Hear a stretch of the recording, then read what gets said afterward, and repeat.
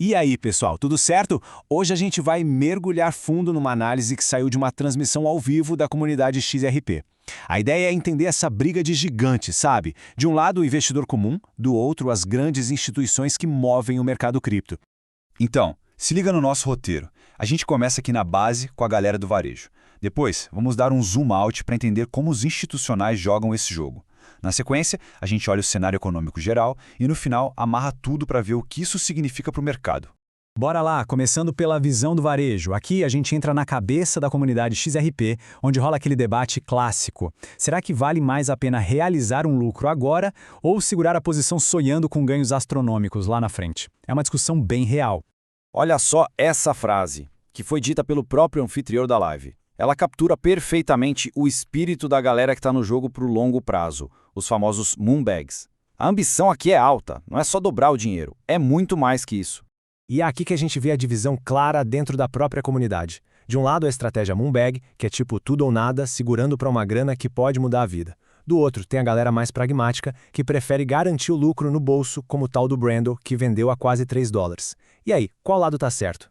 Agora segura aí que a gente vai mudar completamente a perspectiva. Vamos sair do varejo para tentar entender como pensa uma baleia, um investidor institucional. E o exemplo que a comunidade estava analisando era uma entrevista com ninguém menos que Michael Saylor. Bom, a conversa já começa com essa frase de impacto do Saylor ao dizer que Bitcoin não é uma criptomoeda. Ele já mostra que a régua dele é outra. Ele está enquadrando o ativo de uma forma completamente diferente, o que sinaliza uma estratégia que não tem nada a ver com a do trader comum do varejo.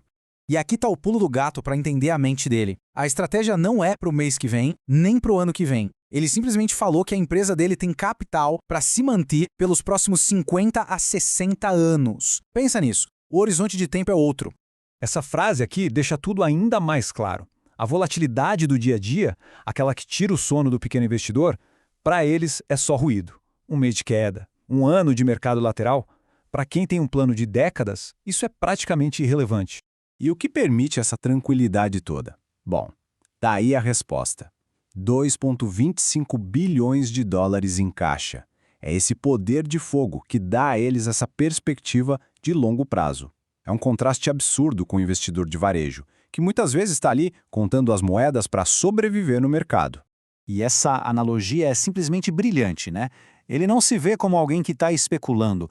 Ele se vê como um proprietário de um imóvel digital super valioso, como se fosse dono de um pedação de Manhattan, com grana para esperar o tempo que for preciso para valorizar. A mentalidade é de posse, não de trade.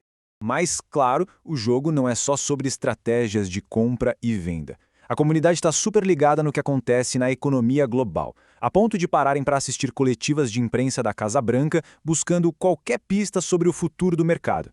Para se ter uma ideia, durante a transmissão, o pessoal estava de olho no secretário de imprensa anunciando os últimos dados da economia. Porque, no fim das contas, esses números mexem com tudo, inclusive com o mercado de criptoativos.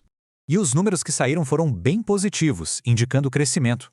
Mais empregos do que o esperado, desemprego caindo, todo esse contexto macroeconômico é o pano de fundo que tanto o varejo quanto as instituições estão monitorando o tempo todo. Ok, então, juntando as peças do quebra-cabeça, o que tudo isso significa? Basicamente, revela uma tensão, uma briga bem clara no mercado para saber quem é que está de fato no controle do jogo. Essa citação do host da live resume bem um sentimento que é muito comum no varejo. Aquela sensação de que, no final do dia, o mercado é controlado por um grupo pequeno de entidades gigantes e poderosas, que o jogo é meio que de cartas marcadas. E isso tudo nos traz a pergunta de $1 milhão, né? Quem vai definir o futuro desse mercado? Vai ser a paixão, a união e a força do número de investidores do varejo? Ou vai ser o capital paciente e quase infinito das instituições que vai ditar as regras? Essa é a grande questão. Bom, e antes de fechar, aquele aviso super importante, pessoal. Toda essa análise tem um caráter puramente educacional, tá? Isso aqui não é de jeito nenhum uma recomendação financeira. Cada um tem que operar com responsabilidade. E se quiserem mais análises diárias, é só seguir, deixar o like, comentar e entrar para o grupo da comunidade. O link está fixado aí nos comentários. Valeu!